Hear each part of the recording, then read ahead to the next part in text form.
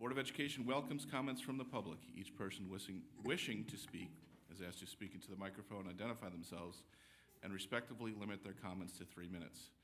2 opportunities to speak are available, one in the beginning of the meeting and one at the end. Each speaker may address the board only once at both the opening and closing portions of the agenda. Please remember there will be no cross dialogue between speakers and between members of the board.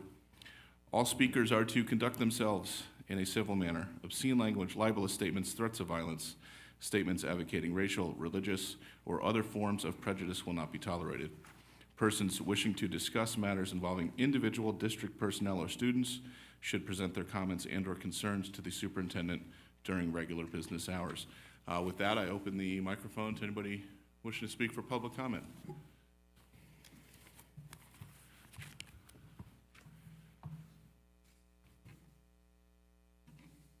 Any takers? All right.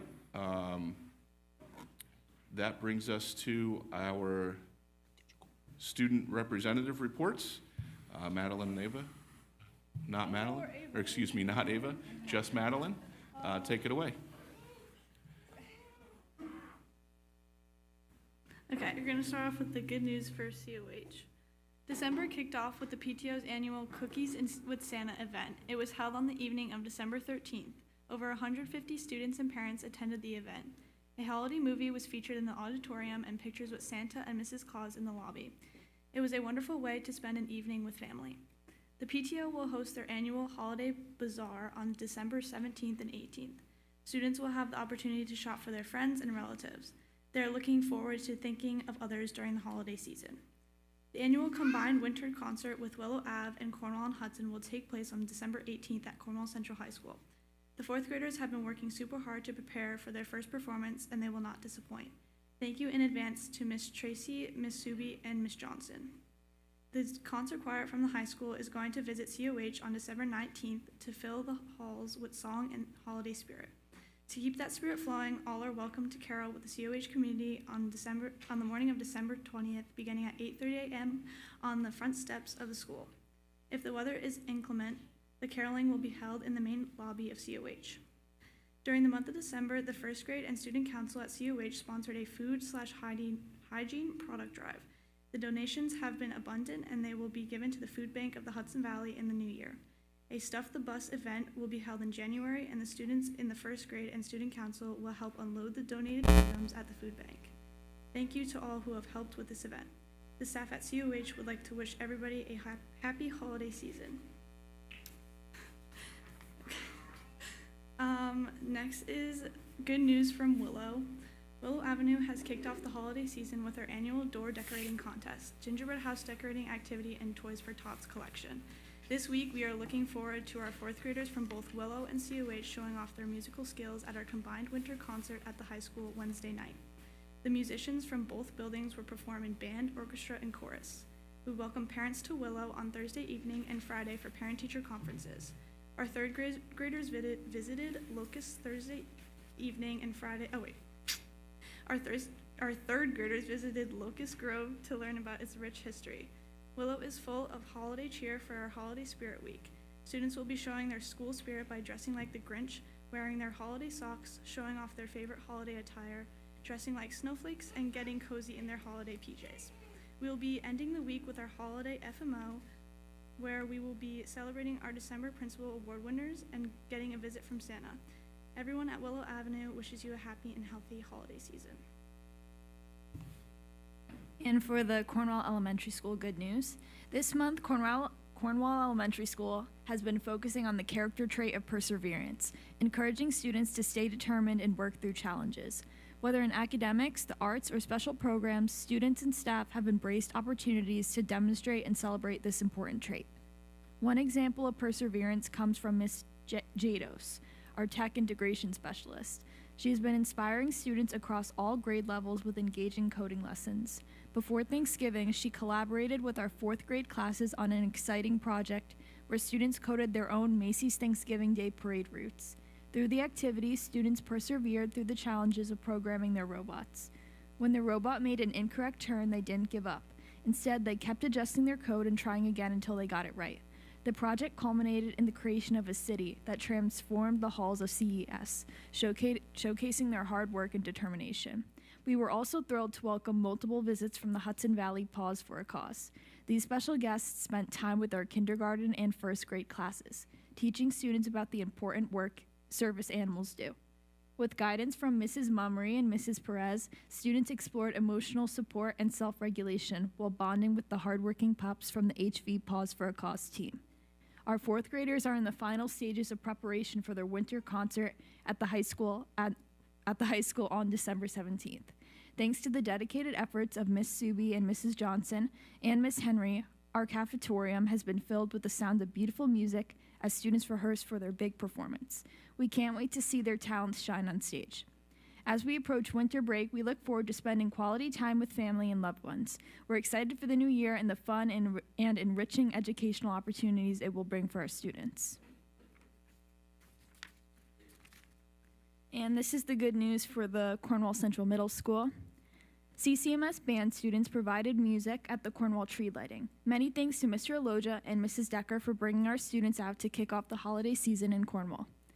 This week and next, 5th and 6th grade students will enjoy a fun and sweet afternoon for the annual PTO Gingerbread House build. Students had the opportunity to make some sweet creations, many thanks to our PTO. Our 8th grade students got all dressed up for their annual red carpet event. We are so thankful to all of our volunteers that made this event happen. It was a fabulous evening. The middle school would like to wish everyone a safe and happy holiday season. And lastly, we have our high school November-December recap. We had the privilege of celebrating our newest inductees into the National Honor Society. The NHS induction ceremony was a special moment for both the students and their families as they were recognized for their hard work, academic achievements, and commitment to service. Congratulations to all the new members. We know you will continue to represent our school with pride. The winter concert was held on December 10th. Our talented music departments have been rehearsing diligently and brought the audience spectacular performances. From the band to the orchestra to the choir, these concerts showcase our students' hard work and dedication. Winter sports have just begun, and our athletes are very excited for the season. Students participating in basketball, wrestling, cheer, boys swim, indoor track, and skiing are representing our school with determination and sportsmanship. We are currently in the midst of our Winter Spirit Week, with students and staff showing off their school pride through themed days. From Pajama Day to Candy Cane Day, the halls are filled with creativity and enthusiasm. It is a great way to come together as a school community and have some fun before the winter break. In addition to the Spirit Week festivities, our door decorating contest is underway. Each classroom is competing for the title of Best Decorated Door. The creativity has been on full display, with some teachers going all out with the winter-themed designs and others choosing to incorporate school pride as we count down the final few days until Christmas. Great, thank you both for that information. Always wonderful. Anything else to add, or we're good? Okay. I'll add our standard sort of disclaimer. You're free to join and stay if you want, but I know it's a heavy test week. I was talking to a high school student this weekend who I think she said she had 4 or 5 tests on Friday, so you guys may be in a similar boat this week, so if you need to sneak out to prepare for that so you can fully enjoy your 2 weeks off, please feel free to do so. So thank you very much. With that, the next item on our agenda is our superintendent's update, and I will pass it over to Terry. Thank you, Jim. I have 2 items. First, I have the honor and privilege of speaking about some absolute rock star teachers that we have in our midst who the board will be voting on for tenure coming up in the next agenda item. So first, I'm going to speak about our 2 elementary candidates. They are Ms. Talman and Ms. Prisco from CES. If you could just stand just quickly, just so everyone knows who you are.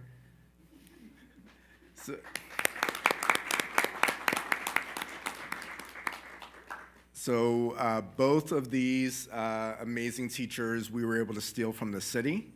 So their loss, our tremendous gain. They came to us in the midst of the pandemic and have served our students and community exceptionally well since then. As a testament to their skill set, I was able to observe for their final observation before recommending tenure. in early October. For the educators in the room, you know that early October is not necessarily the best time to have a superintendent come in and observe a lesson.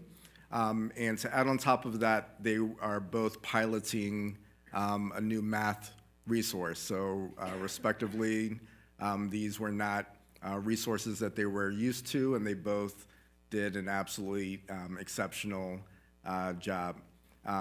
Ms. Prisco, I talked to you about your patience and your absolute love and care for your students.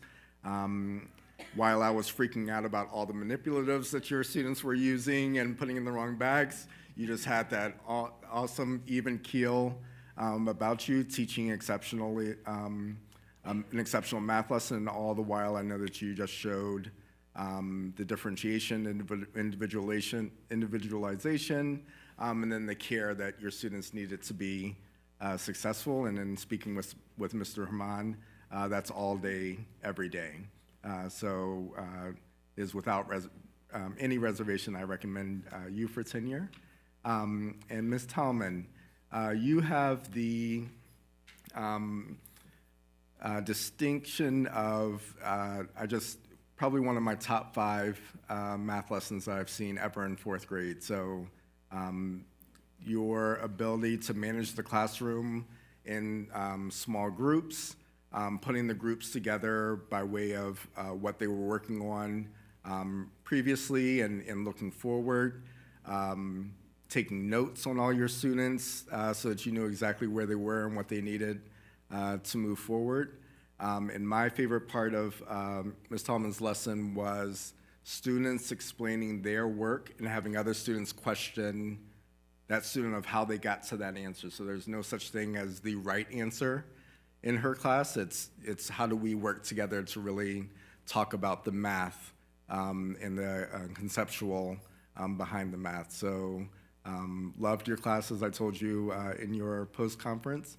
And these two teachers are just the epitome of what we would want all of our teachers to emulate at the elementary level. So congratulations and well-deserved.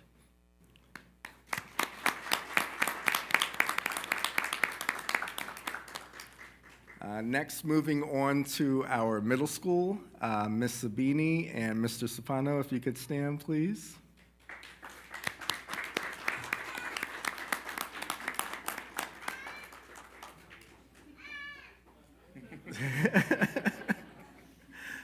So I will start with Ms. Sabini because you can hear her little bundle of joy in the back. We were supposed to award Ms. Sabini tenure last year, but you can see she had a great reason for taking some time off to welcome her son in our midst. If you go in our classroom, you see her son everywhere. She is a proud mama, and on top of that, she's an exceptional teacher. I got to know Ms. Sabini as a dad. She had Ada in her class, and Ada is full of energy and life and takes some redirection every now and then. So, but she always talked about Ms. Sabini when she came home, what her interests were, but that just shows Ms. Sabini's love for her students. She makes that connection on a personal level, gets to know their interests, and on top of that, makes her classroom just fun to be in, lots of group work, lots of games, and then really high expectations. You walk into a room and you know that she knows that they can succeed, but she also expects them to do well. So congratulations, Ms. Sabini. I'm glad your family could be here to celebrate with you this evening. And Mr. Stefano has Ada now. So I got, Mr. Stefano truly brings history to life. And I mean that in every sense of that phrase. He teaches through a lot of simulations. As you know, in middle school, history way back when is not necessarily something that all middle schoolers are interested in.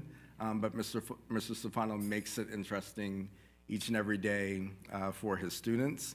My favorite aspect of Mr. Stefano's classroom beyond the simulations is his ability to capture our middle schoolers' attention. So some of the grossest aspects of history, from like what they were eating back then, what the environment may have been like on a ship after 28 days, things of that nature that we're all sitting around, gross, middle schoolers love it. So he knows that about them, and he absolutely captures their attention and interest. So Mr. Stefano, amazing history teacher, and your tenure tonight is well deserved. So congratulations to you both.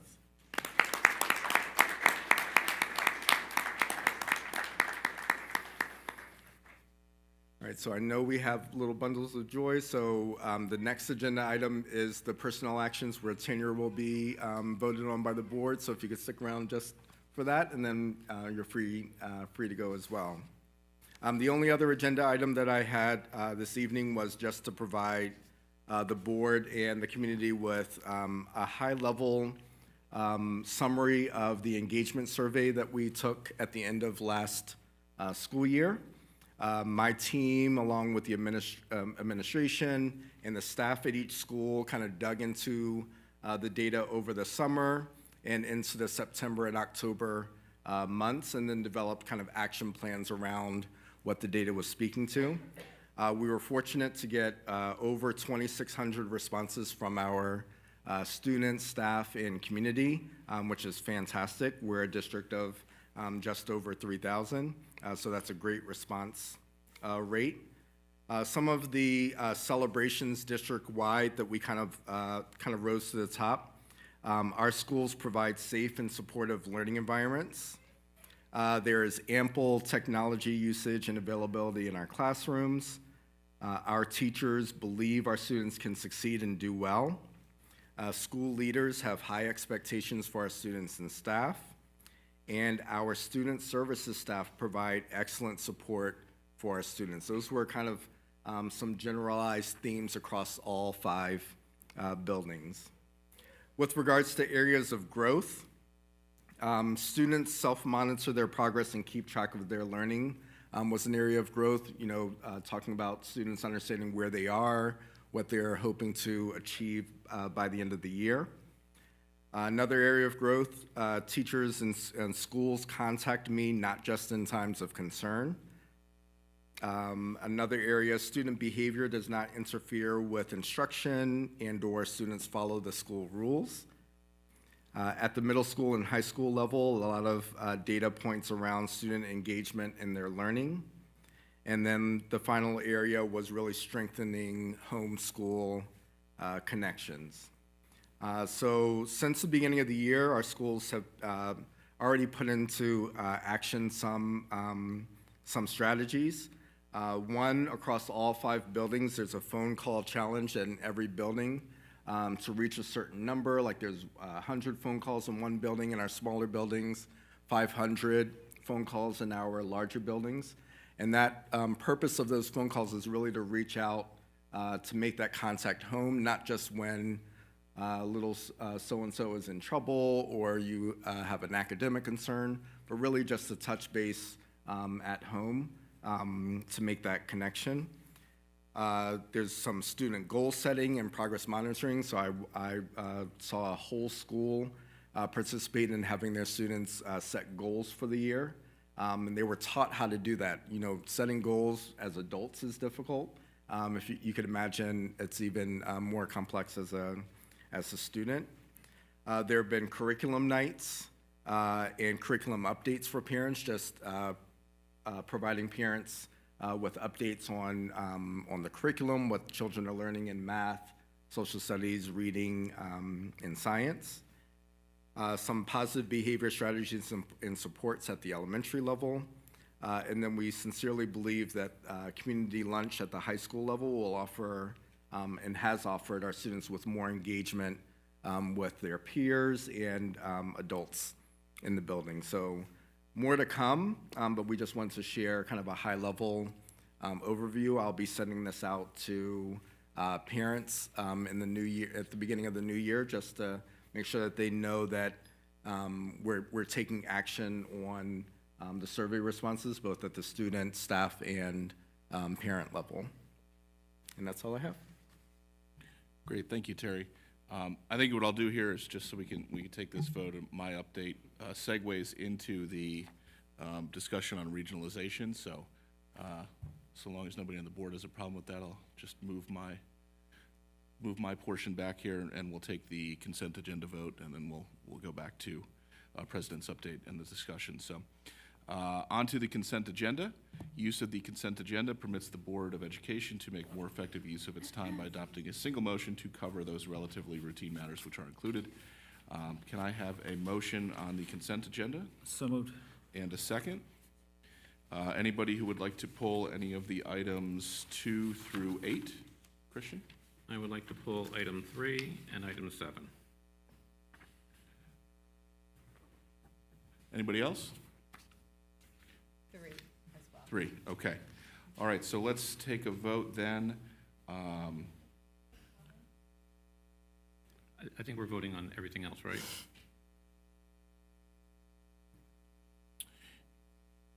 Typically on consent agenda, if we want to comment, we pull that item separately.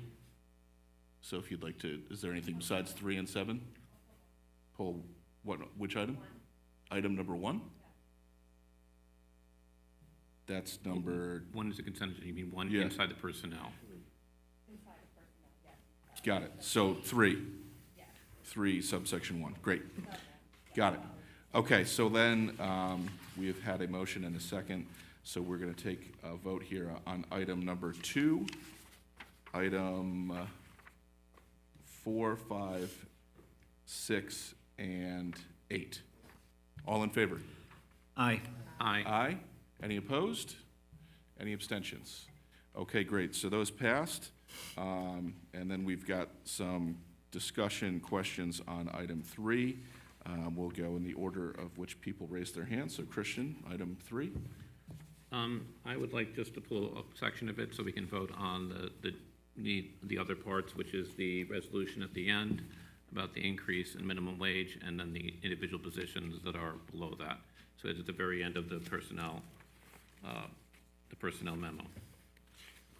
So everything from resolution to increase pay rates for certain positions to adjust to minimum wage changes, and then the table below that to the end of the document. Okay, so you And- want to take a and separate vote on that? I would like to have a separate discussion on that. Okay.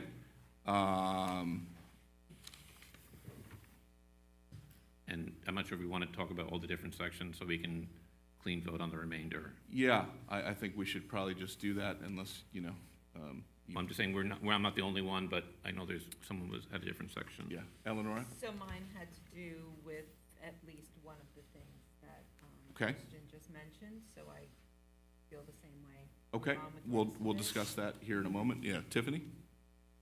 On item number 1, I really just wanted to also compliment the teachers for tenure. I wanted the opportunity to say my personal experience with Mr. Stefano, AKA Mr. Stuffy, was nothing but stellar when my daughter was in the middle school, and he literally was a takeaway shining star teacher from her whole middle school experience. So for that, I thank you. Miss Sabini, though my daughter did not have her, I know her reputation. She's highly respected and a valuable asset. I did not have the opportunity to have personal experience with Miss Talman or Miss Prisco, but it seems like that's my loss. So you seem like wonderful folks. That's really all I wanted to say, is compliment them on this amazing achievement and accomplishment. Well-deserved. Great, thank you for that. Well, Jim, while we're at it, I'll add that for Ms. Talman, who had my daughter. Everybody, my daughter Fiona always raved about her, so that just leaves someone to step forward and claim Ms. Prisco as a personal experience. I've only heard amazing things, though, so. Wonderful, thank you. Okay, so to the minimum wage, Christian, you had a So comment? can I suggest that we just, for the moment, bracket out the resolution and vote on the remainder of the personnel items? And then we can have a discussion.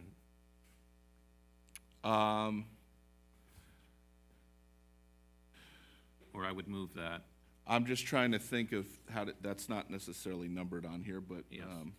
yeah. So we will vote on everything, just accepting the last resolution here, and we will come back to that. So all in favor of personnel actions up until the final resolution? Aye? Aye. Any opposed? Any abstentions? Okay, we will come back to that, and then let's, item 7 in our consent agenda.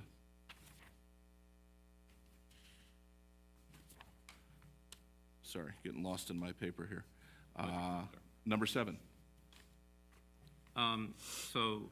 I guess, pulled- sorry, before Sorry. we say that, congratulations, tenure recipients. Yes. Your vote has just been passed.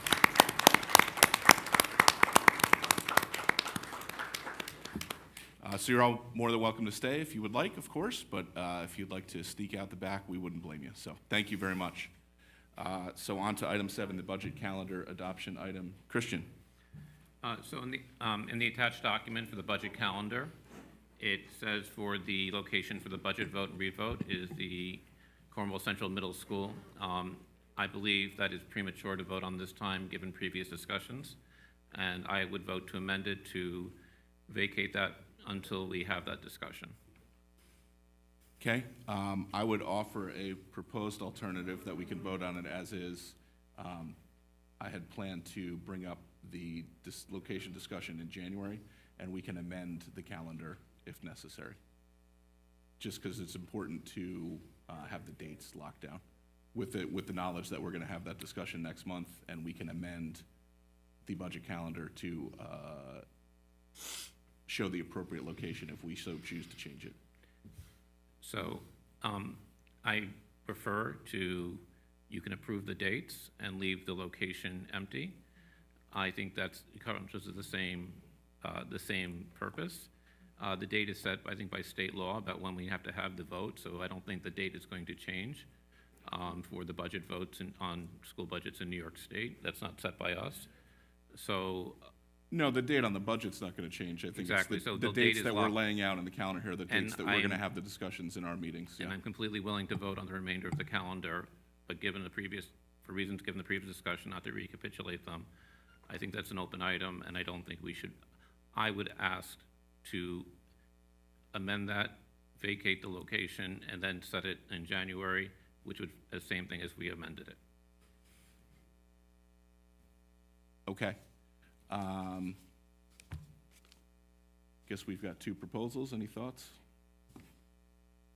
I don't see what it would hurt to leave the location vacated at this point, since it was a discussion that came up already, Right. and there was no resolution as far as what we were going to do, so, I mean, to leave it. My only reason to say approve it as is because the document's already up on board docs and it's there, and there's no reason that we can't amend it later. So just from the documents existing and it's attached versus finding I don't have a printout of it right now, a printout and amending it and going back and re-adding it to board docs.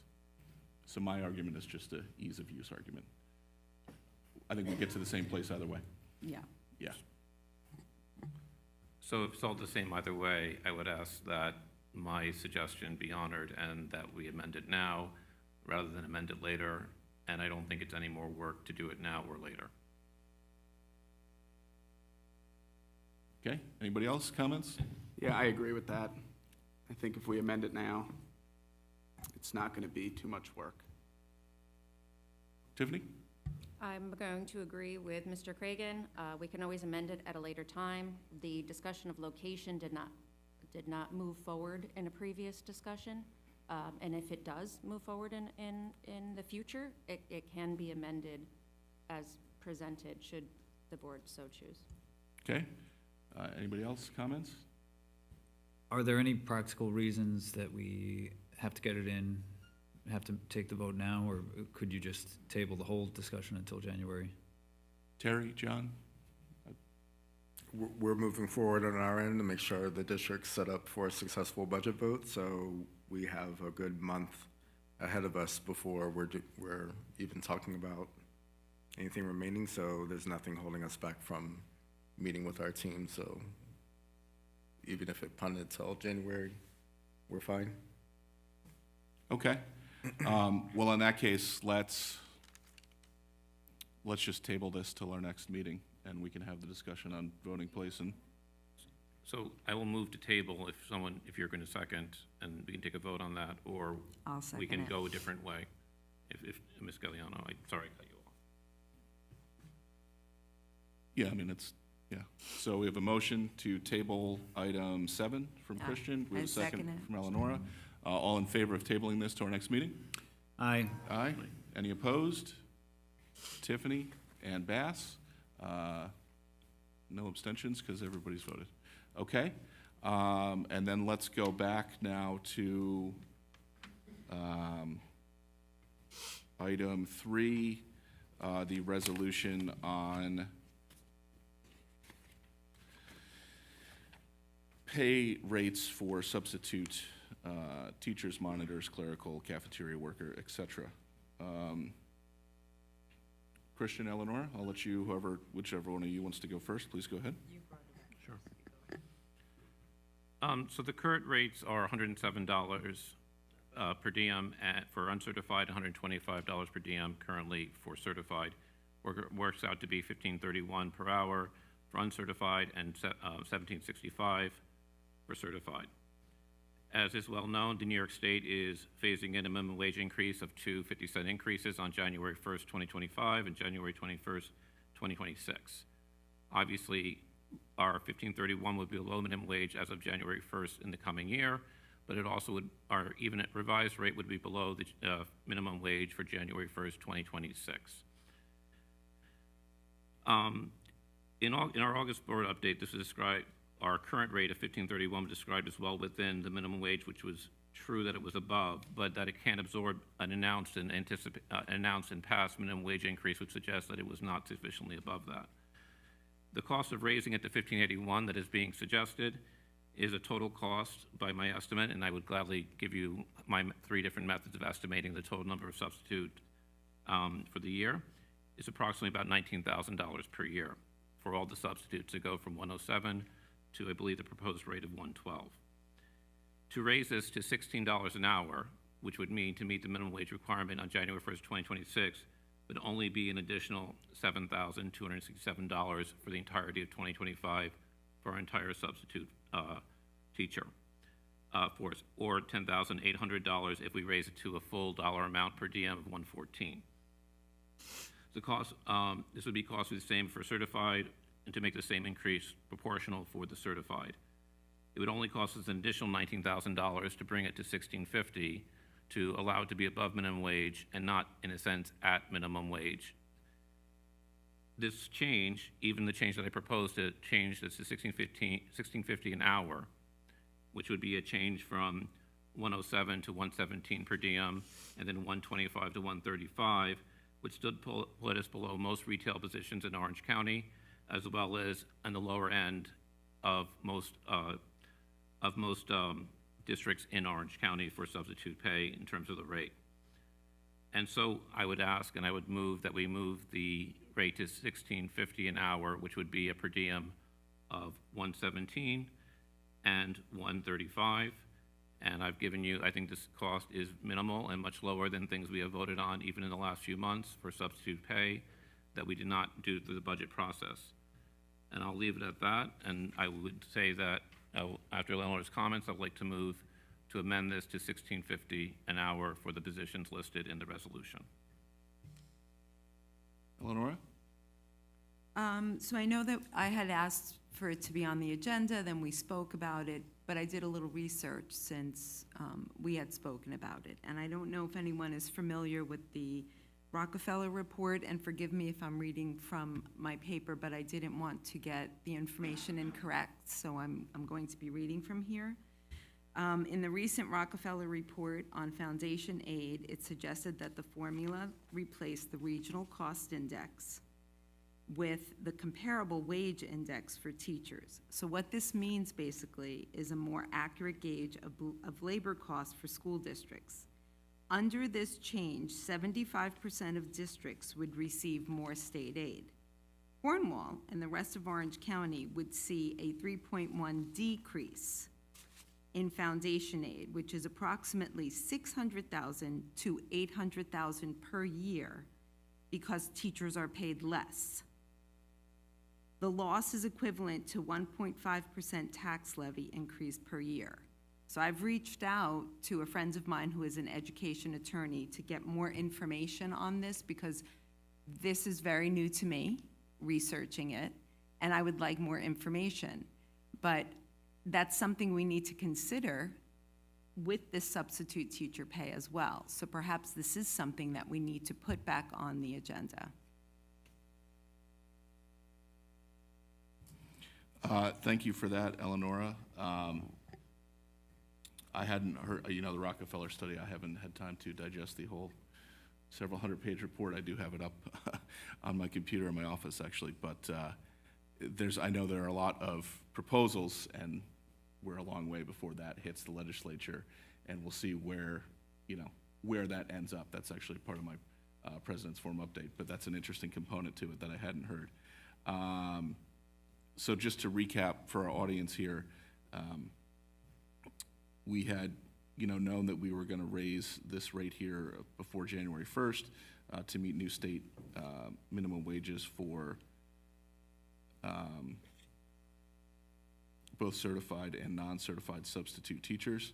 And we had discussed as a board having a discussion about potentially raising that even further as part of our budget process, which we will be kicking off here in the spring, obviously with a vote later in the spring as part of the community. So, Terry, do you have any comment to respond to Christian? Yeah, we always look to the board for direction and follow suit. Our intent in this mid-year shift, as we've done in the past, 2 years ago, we raised substitute rates and other rates to align with changes at New York State. The reason why, coupled with Eleonora's desire to have a longer discussion about this, was to really fold it into the budget process. I know there's tons of things that are mentioned about, well, we do this all the time, but we really don't do it with wages. We don't do it with our clerical staff. We don't do it with our custodial staff. They deserve the same kind of time and attention that I think a budget process warrants. Our teachers, our administrators, they're all going through the standard process. These units don't have necessarily associations to help with the bargaining, but that's why we said let's have this conversation in the budget process, where we can really talk about, at the end of the day, when we have all these decisions to make, let's make sure that we're not just having one conversation ahead of others, because there's other members of our staff that I think would argue that there's a need for increases in wages. So that's our only intent in a mid-year, is to keep it at meeting mandates, and then allow the board and the community really engage in a longer conversation through our budget channels for 25-26. Thank you, Terry. Tiffany? And though I wholeheartedly agree that the community, the taxpayers need to be involved in the process, and every staff member from custodial up to administration need to be considered in addition. In this instance, though, I must agree with Christian that the 1581, I don't have it in front of me, I mean, the Woodbury Commons pays more than that for 17-year-olds without education, and we are entrusting these substitutes with our children and their education. So I support Christian's proposal. Anybody else comments? I mean, at first listen, I agree with everything Christian said. I guess I would just love to, I would have loved if that was introduced maybe with a couple of days for the administration to give us a response on like what the ramifications of that would be. And that's with a goal, a desire anyway, to support that. Personally, I don't feel comfortable listening to math and not having time to see it, absorb it, understand what on the other side of the ledger. I don't think that's me speaking personally, doing my due diligence with the responsibility I've been entrusted with. So although I would say I do support the sentiments that Christian brings up, it feels premature to listen to those, to that breakdown and just say, absolutely, I support it, without having perhaps a deeper dive, again, from our administrators and telling us, all sides of that equation. Bass? I'm going to go along the lines of what Brendan just mentioned. I'd like to hear the reasoning behind the numbers we presented here. I didn't see that. I know there was in the weekly updates that you provided us, I read it there, but there was no reasoning behind why the numbers are as such, right? And now kind of we're hearing from Christian that, each number should be increased by $10. He went through the math and everything. Why, I go, take a step back, and what was behind the numbers we saw from the administration? I'd like to know that before I vote. So just really simple, the reason why these positions are listed are to meet the New York State minimum wage mandate. So that's the increased bottom line. The discomfort that my team would have, I'm not going to speak for Mr. Fink, but to Brendan's point, we also look at other positions. So I would have a really hard time approving these. We need to approve at least this now. So I want to be crystal clear, in order to meet mandates set by New York State, something needs to be approved tonight. This is not a table till January.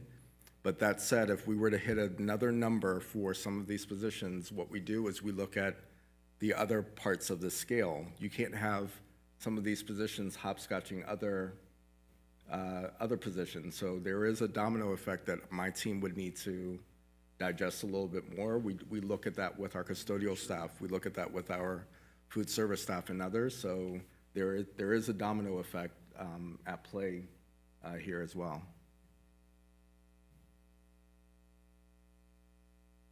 Christian? So while I appreciate that there's a domino effect, what we're doing is meeting the minimal legal requirement by New York State for minimum wage. We are basically just getting above a floor. We are not breaking the bank. We would still be well in the bottom eighth of Orange County substitute pay, even if you adopted the $16.50 an hour. And I would certainly support raising anyone else who's below $16.50 an hour that I might not be aware of to that level. We also know, because New York State has passed this law, that it will be $16 an hour on January 1st, 2026. So we will have to do this again next December. And hopefully we don't do it at the very last meeting, so we just get under the deadline for basic legal compliance. New York passed this law not recently. New York State passed this law recently. Anyone should have known that this law was coming and the state was coming.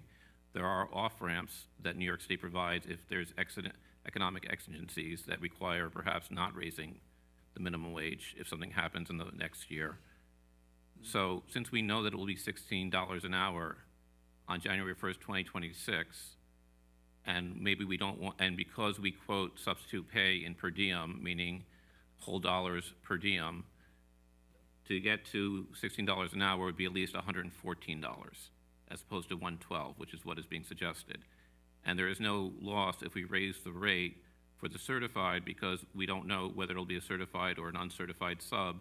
So if you move them up proportionally, it's not going to cost us any more money in the sense of like the delta between the current and the change.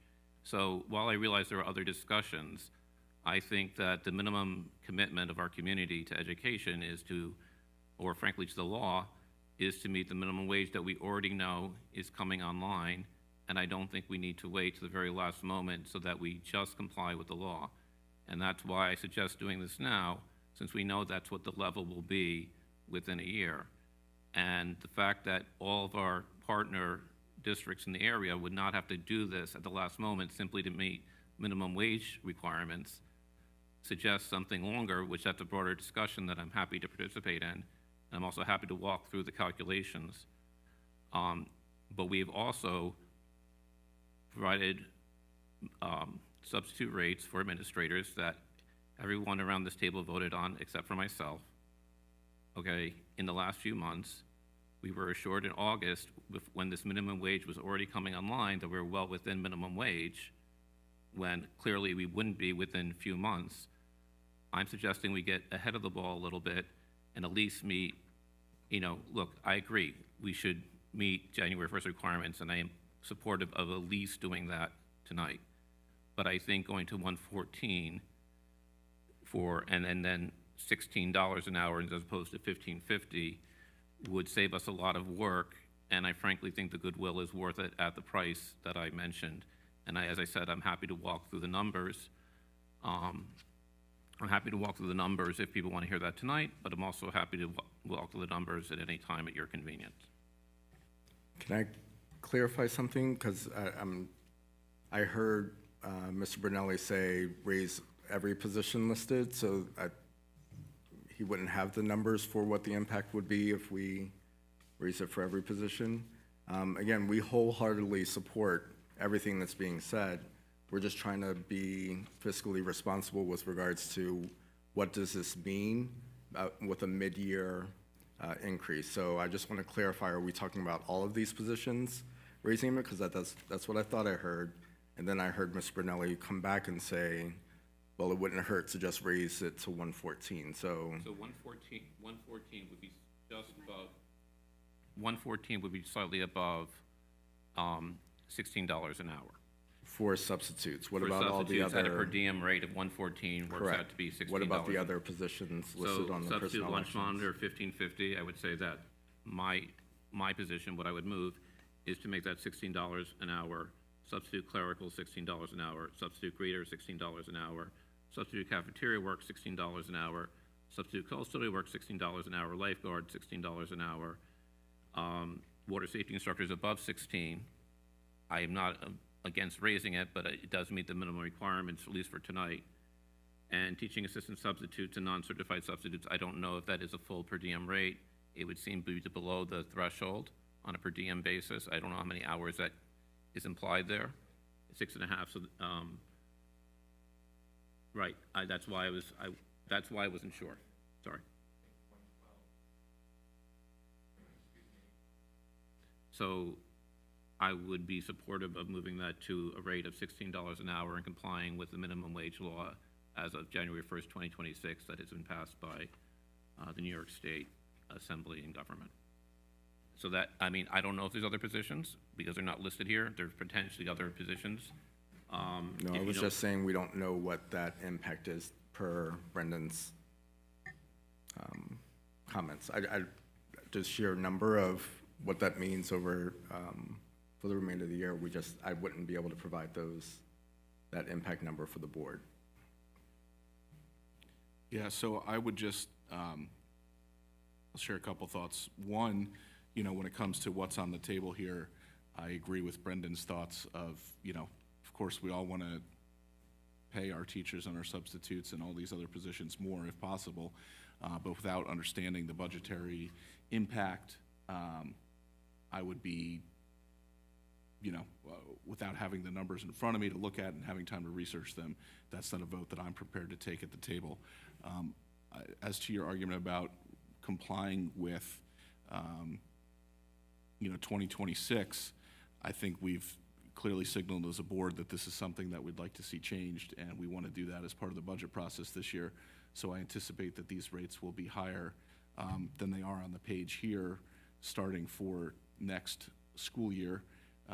So I don't anticipate that we'll have any issues with 2026 compliance. So I don't know that we need to do that at the table right now when we've all signaled a desire to have a broader discussion about this during the budgetary process. So I'd say we let that play out before we start worrying about Jan 1, 2026. Can I say something too, Jim? Please. I think there's, first of all, Christian, I appreciate you putting this all together. Let's try to take a step back and think of like a little bit of the longer view. So We are, last meeting of 2024, when we come back in 2025, I think the third meeting, February, is going to be our first budget presentation. I don't know, it's somewhere around there. And then every meeting after that, it's going to be budget, budget, budget. We're going to be doing a deep dive on the financials of this district, where I think we can have exactly the conversation that this topic deserves, because maybe we end up where you just described, cent for cent. Maybe we wind up higher. I don't know. But I think, number one, this topic deserves that discussion. We're not kicking it to 6 months from now. We're kicking it to 3 meetings from now, when it fits into our normal budget conversation. I think one thing about raising these kinds of issues at the board table, what it does, it puts people in a position to say, do you support substitute teachers or not? It turns a very nuanced vote into what seems to be a simple vote. I would venture to say, if you went around, what are there, 8 people at the board table tonight? Aside from you, Christian, I don't know if anybody could recite the numbers that you just said, right? They don't really, we have not internalized everything that you have said. So even those that might be inclined to vote yes, wouldn't, to my guess, be able to tell you afterwards what they really voted yes on. They would be voting yes because they want to support substitute teachers. I want to support substitute teachers. This is my money as a taxpayer just as much as it is everybody else's.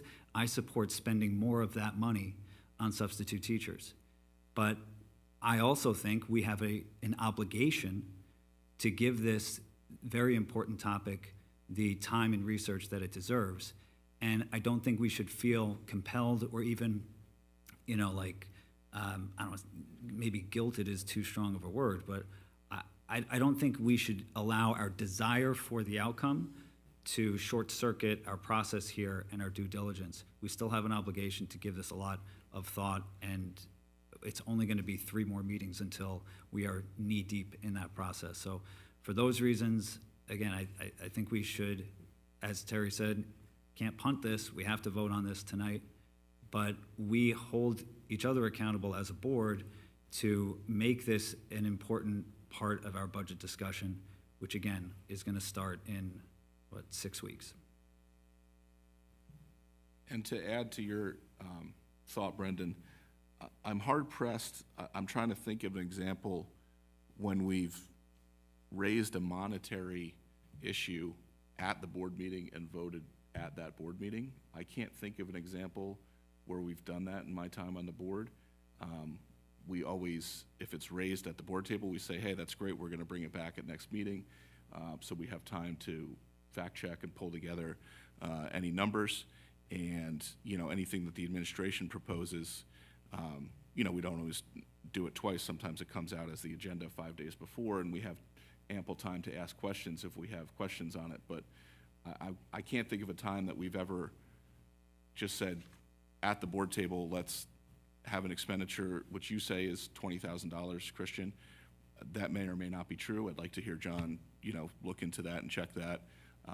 It's probably in the right ballpark, but we need to have that information for me before I can vote on, an expenditure. So, just want to add that thought. So I still think, because what we do know, and which is not in doubt, is that New York State has adopted a minimum wage of $16 an hour, which translates to $114 for the uncertified substitute teacher. Can we amend that, and we'll leave all the uncertainty on the other positions, because we've moved them to $15.50 and we haven't gotten a budget number for that, what that is, a total number for all the implications on that, and we are voting on that because we have to minimally legally comply. So what I'm saying is all the other budget, this is not a budget discussion, this is like follow the law that's already been adopted, and maybe don't wait till the last moment to do it, and we would still be, if we did a 114, at the bottom of Orange County. So the point is, this isn't about supporting our substitute teachers, this is about, being legally compliant of what we already know is going to happen. Whatever our budget is, we're going to have to pay our substitute teachers minimum wage.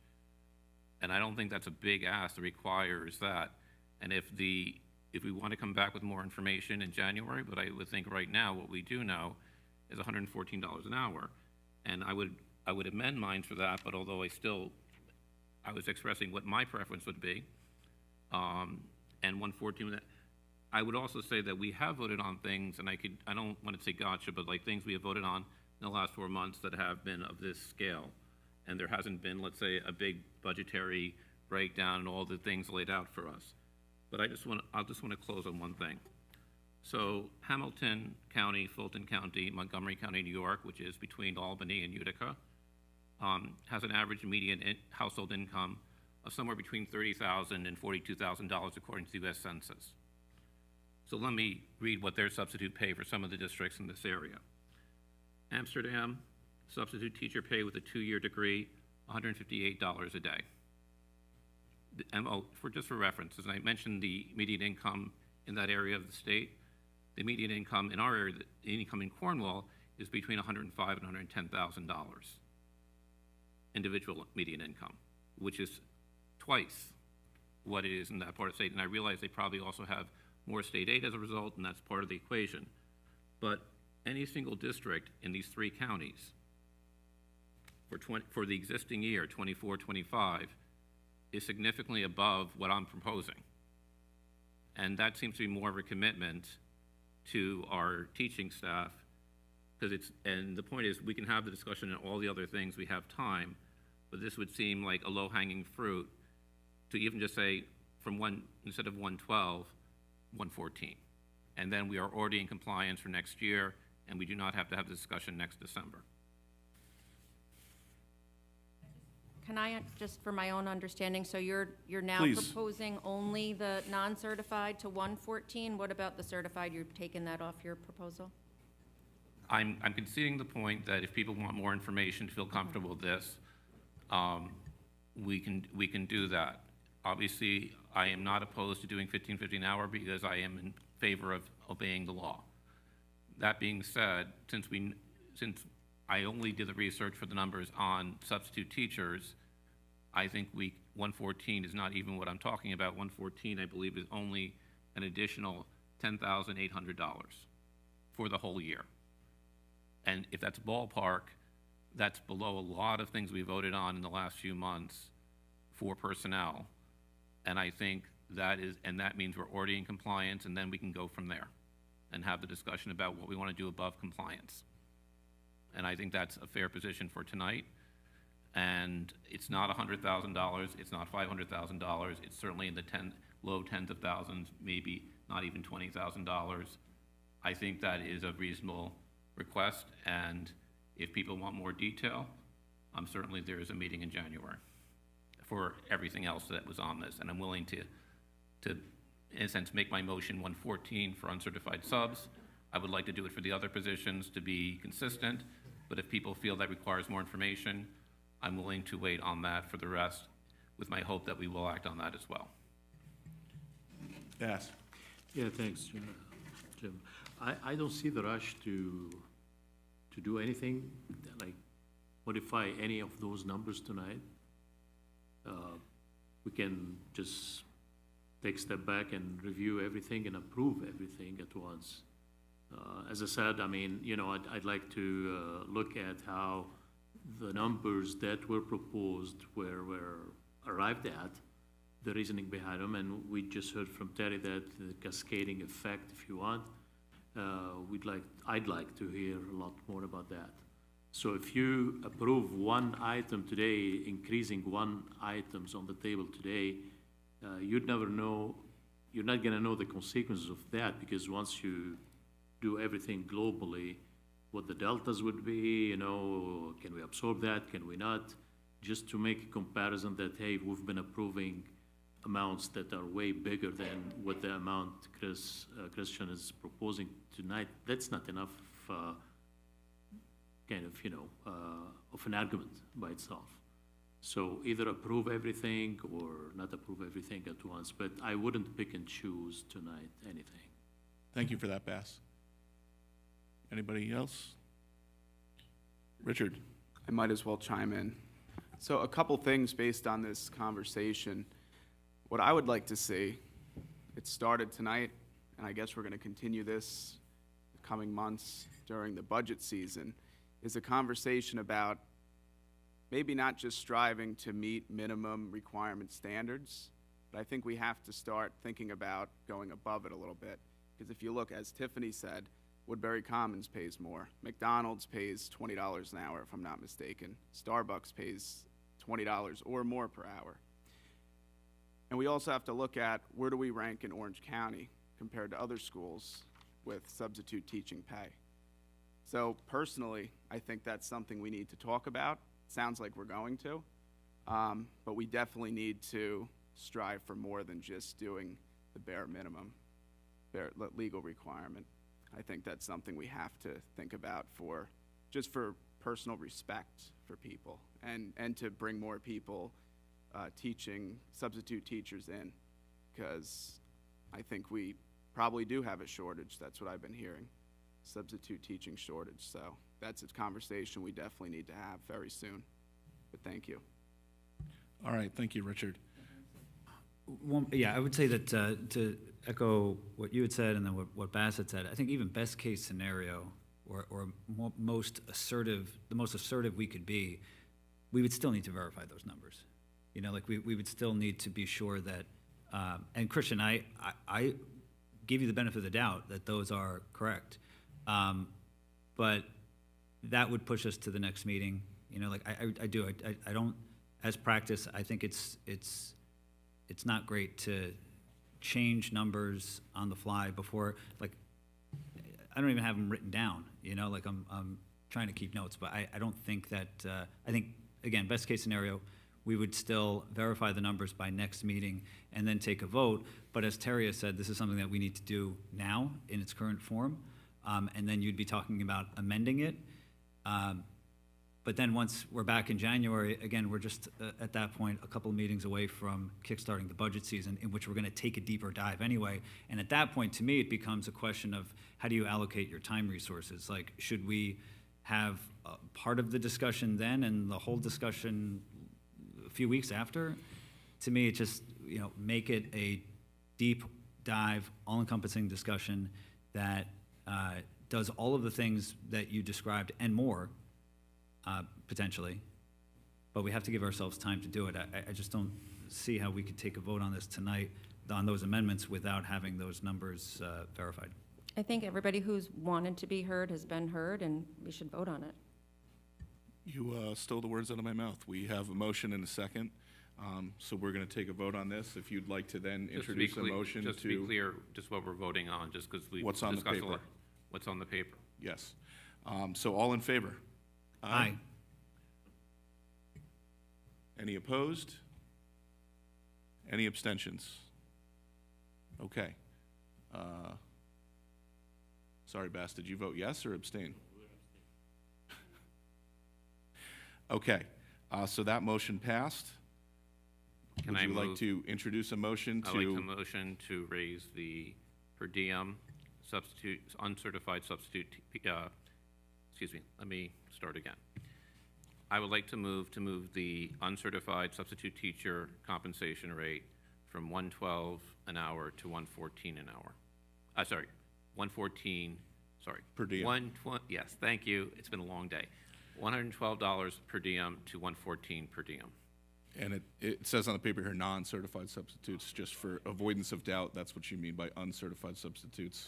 Yes. My mouth is not cooperating with me right now. That's fine. You said it better than I would, and was my intent. I think we all understand the motion. Would anybody like to second that motion? We have a second. I think we have all had our discussion.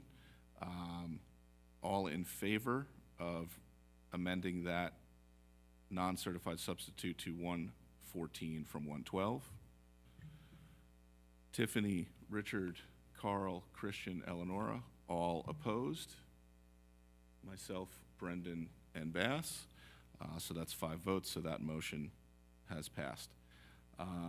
So that brings us to the end of our consent agenda. The next item is circling back to the president's update. And that's just going to segue into our discussion on regionalization. So I'm not going to break that out into a separate, I'll just go right there. So just a few quick notes on the president's update. We had an email, and I know that the board has emailed about this, an email from the public earlier this week asking about the progress on an RFP for a new school attorney. We had a little delay there with the transition from Harvey to John. A draft of that Terry sent to myself and Christine last week, possibly. I just sent back 3 very minor comments today, and once those are made, we will distribute that for the full board for comments. So to see if there are any changes there, but I think if the full board, any changes that they would want would be minor. So look for that coming to your inbox shortly, and then we will send that out early next year. On to strategic planning, I have a draft email which will be going out to Christian, Eleanor, myself, Christine, and Terry, who have all reviewed the strategic plan RFPs to set up a meeting, hopefully early to mid-January, so we can review and then bring that to the board. Just something I wanted to highlight, I emailed this out to the board earlier this afternoon. This is from NYSBA's on-board publication. I thought there was an interesting note here from the NYSBA president on 3 questions for every school leader in 2025. So just things that we're going to be seeing as a board. Item 1, already talked about what is going on with foundation aid. Eleanor touched on that. There's so many different proposals in that Rockefeller document. It's going to be very interesting to watch Albany this year to see if they act on it, because they might not take any action. I think they will act on it eventually. Will they act on it this year? Who knows? And if they do act on it, what will it be? There was also a more in-depth article later on page 5. Rockefeller Institute recommends changes in school foundation aid. A few of the bullet points that I found very interesting, along with what you said about tying the budget to the teacher salary, the foundation aid formula. I hadn't seen that one, but some interesting bullet points here. So one, well, I guess back to the president's update, she says, Kathy Hochul has expressed support for maintaining hold harmless in the upcoming state budget. So that would mean no school district would see their state aid reduced. At a bare minimum, they would get the same amount last year, whereas last year's state aid proposal, we all know, saw approximately half of New York State school districts see cuts in their state aid year over year, some of them substantial. So we'll see if Governor Hochul sticks to that, but that would certainly be nice to know if we have a floor. And some other just interesting bullet points here, some details, specific recommendations from the Rockefeller Institute. Have the state fully underwrite to the cost of mandated transition to zero-emission buses. Certainly we would welcome that. Reduce allocations to school districts with large fund balances. So require districts retaining more than 10% of their budget as a year-end balance to apply the excess as an offset to save harmless allocations. I just thought that was interesting, as we've certainly discussed on this board before. The state mandate is you can not carry more forward than 4%. We have stayed true to that state law. There are many districts in the state who have not. So it's interesting to see there that they say if you're over 10%, you should have that overage basically taken off your next year's state aid budget. And then the next point is allow school districts to temporarily retain up to 10% of their budgets is an unrestricted year-end fund balance if they have a plan for spending these funds that is approved by local voters and has a spend-down period of no longer than 5 years and is approved by the state education department. So you'd probably see that in facilities improvements or some other capital improvements. So just some interesting things there that I thought I would share with the board. The next item coming out of state ed and the next item on our agenda is the regents approving the changes to the regionalization document. I know we spoke about this at our last meeting and said we were going to do this in January. The changes in the document came down quickly from Albany, so we have that document. I emailed that out to the board last week. And on that document, we saw there were essentially 2 changes to their rule on regionalization. One was that you do not have to participate in the planning process. And 2 was if you do participate in the planning process and then a plan comes to fruition, then any amendments to that said document, that said planning document, they changed the language. It said that the BOCES superintendent would compel their districts to make amendments if they were not meeting their goals, and now they're going to request that they amend that. So the basic fallout, really nothing new that we haven't discussed at our last meeting, is that we need to make a decision on whether or not we want to participate in the planning process, and we need to notify, I don't know if we need to notify the BOCES superintendent or state ed, probably both, by January 15th. So since we've already discussed this and we have all that information, I think we should make that decision as a board this evening. Terry was also going to check into, I don't know if you have that, if we just need to write a letter to BOCES or if we need a full board resolution. So we can make that decision tonight. Terry can write a letter to BOCES, and if they say you need a resolution, we'll have that resolution included in our first meeting in January. So Terry, do you have any comments that you want to make on that? On the, Whether or not, you think we should participate in the regionalization planning process? if there's too many what ifs and ifs that I'm very uncomfortable. I don't see any loss for Cornwall. I don't see anyone in state ed saying that we can't do things that our team has talked about, like would be very interested in potentially sending our students to Newburgh if that was an option, rather than all the way out to Goshen for CTEC. Newburgh's building a brand new facility. If that's an option, I don't see participating or not precluding us from doing that, or sharing high hearts of staff members with neighboring districts. So our team doesn't see an urgency to jump on this train while there's so many unanswered questions at this time. And I would just, recap some of my comments from the last meeting that, to me, there's the planning process, and then there's the plan, and then there's the amendments, and the updates from the Board of Regents to their regulation do not touch on the plan at all. So if you participate in the planning process, this is from NISBA, it says Regents approve changes on regionalization. It's got a quote from Senior Deputy Commissioner for Education Policy, Jeffrey Madison. He said the process is voluntary, quote, "We will not approve a regionalization plan that does not have the sign-off of the local districts that are participating," end quote. However, the regulation doesn't match that. So I think it would behoove us as a district, we've got to follow that resolution or the regulation, and I wouldn't want to get stuck in a situation where we're forced to do something that comes out of these plans that we don't want to do. And to Terry's point, there's nothing stopping us from cooperating with other districts in our surrounding area. So I think it's a good idea. I think it's been rolled out extremely poorly, and they have doubled down by making it an even poorer rollout because most districts are just going to opt out. So I open it to any comments, or we can just take a quick poll here to see if we want to opt out or opt into doing the plan. I have a question on, I'm still not clear. If we participate in the planning, even though I think you've been told, perhaps, correct me if I'm wrong, that we aren't then bound by the ultimate implementation of, after the amendments, after everything, but is that how it actually reads, or is that just what you're told? That's not how the regulation reads to me. Me either, So and that's my problem. Correct. So that's why I am My voting. rub comes in on then, are we bound?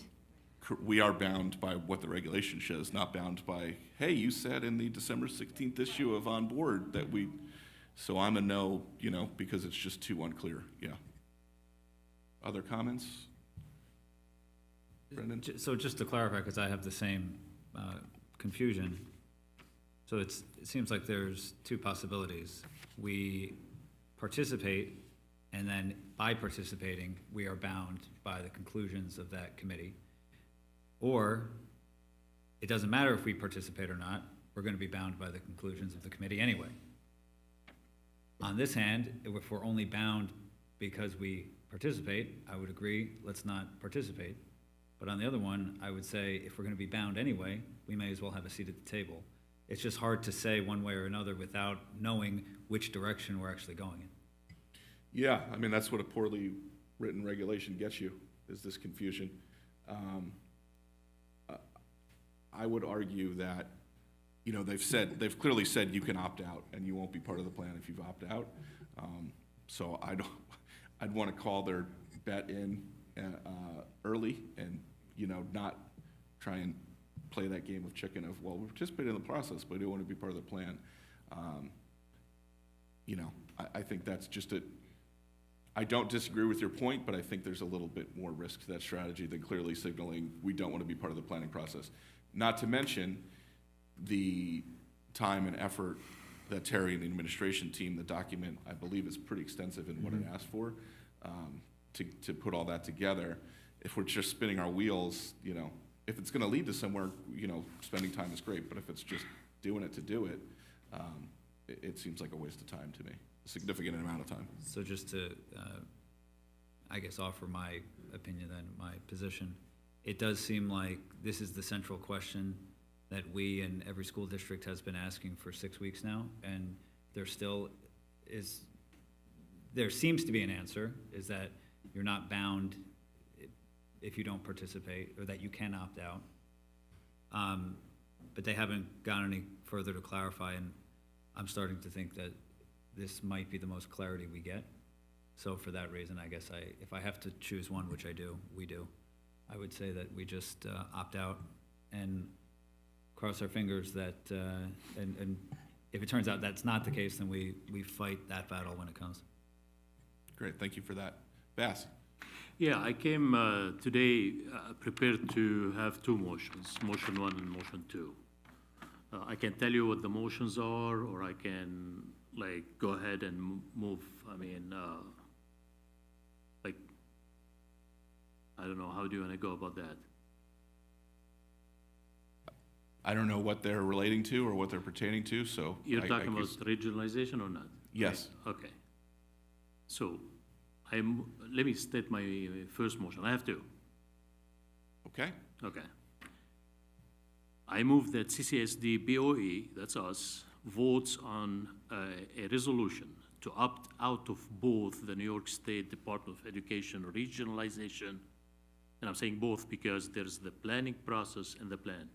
We opt out, we have a resolution written to opt out of those two things, separate things, the planning process and the plan itself, and to notify NYSED by January 15, 2025, and every 10 years thereafter.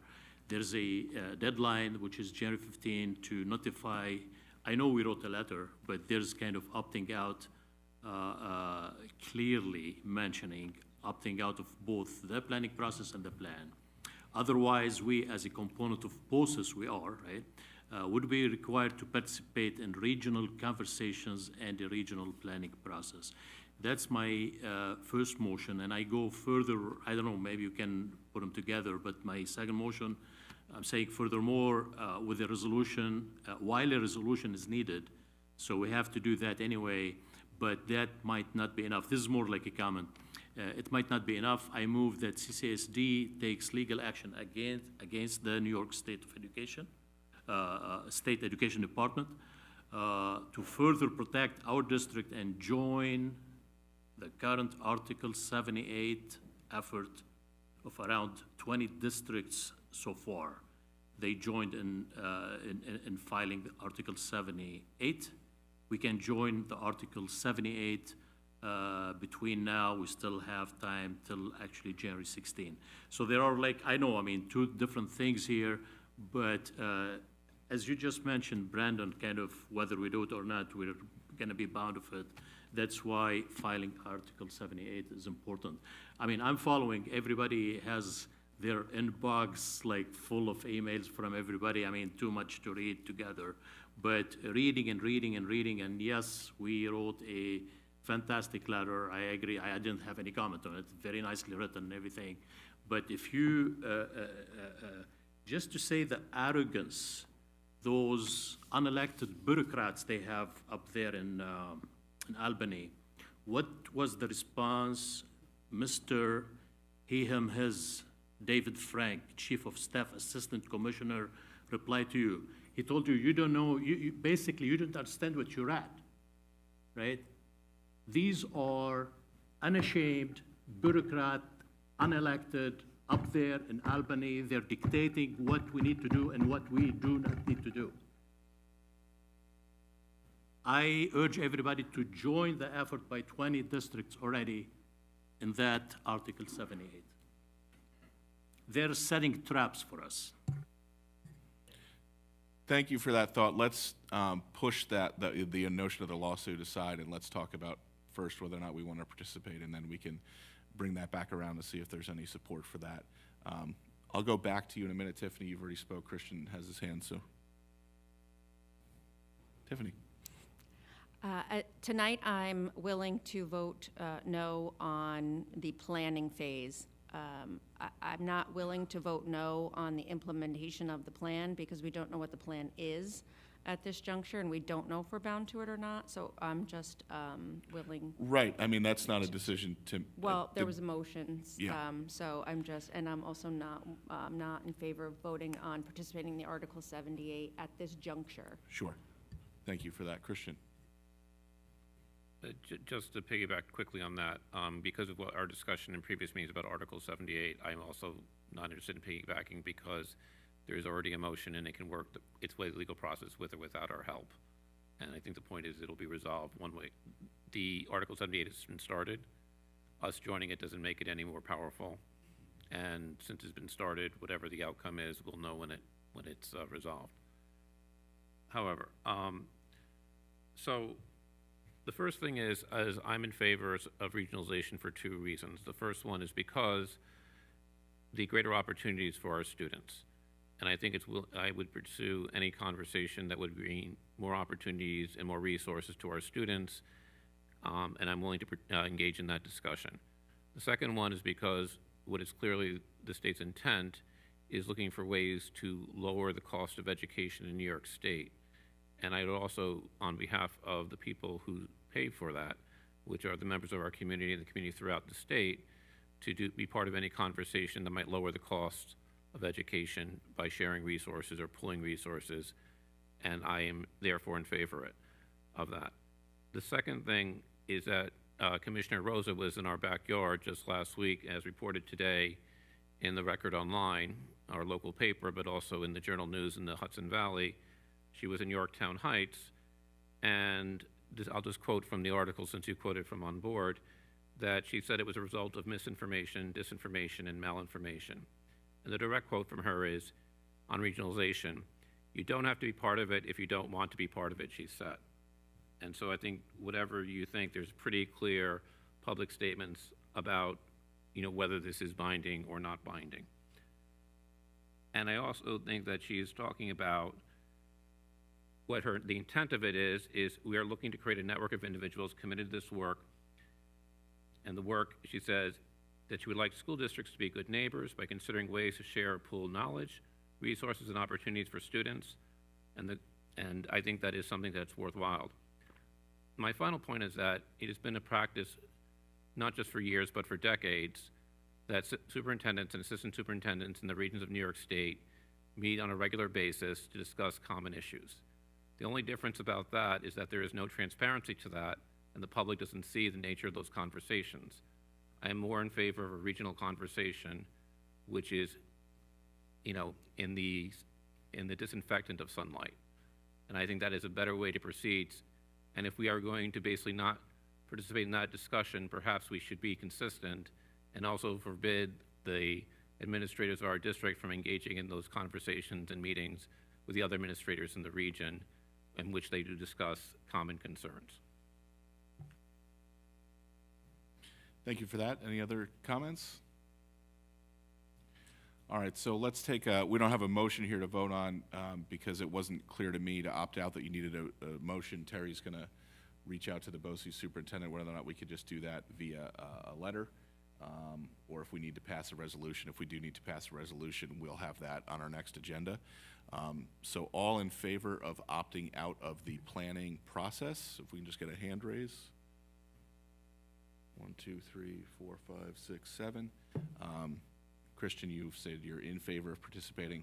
Yeah. Yeah. Yeah. Yeah. No, and yeah. So we'll leave that to Terry to find out the mechanism for opt-out, whether that's just a letter to BOCES and or state ed, or if we need to pass a board resolution. So I'll leave that on your plate. But just to your comment, Christian, I think it's started a good discussion, and I think it's had people thinking about how they can cooperate with other districts. I just think it's been rolled out in such a way that it leaves a lot to be desired the way that they've rolled it out.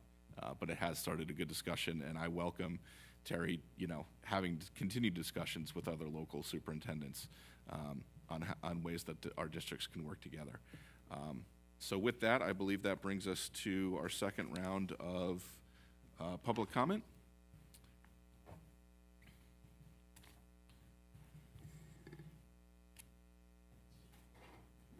Good evening, John Hines, CCTA President. I'd like to give a shout out to 3 members, Megan Chyla, Ashley Sebesta, and Catherine Kelly. Megan and Ashley are high school English teachers, and Catherine is a high school Spanish teacher who just achieved their national board certification, adding to the ranks of the excellence of our Cornwall educators. So I'd like to give them a shout out tonight. Megan sent a beautiful staff email, but just wanted to make sure you guys were aware of that as well and let the community know.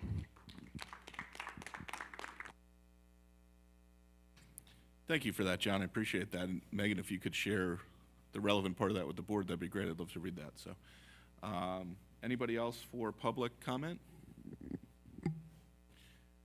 All right, with that, we go to our closing comments from board members. Bass, I will start with you.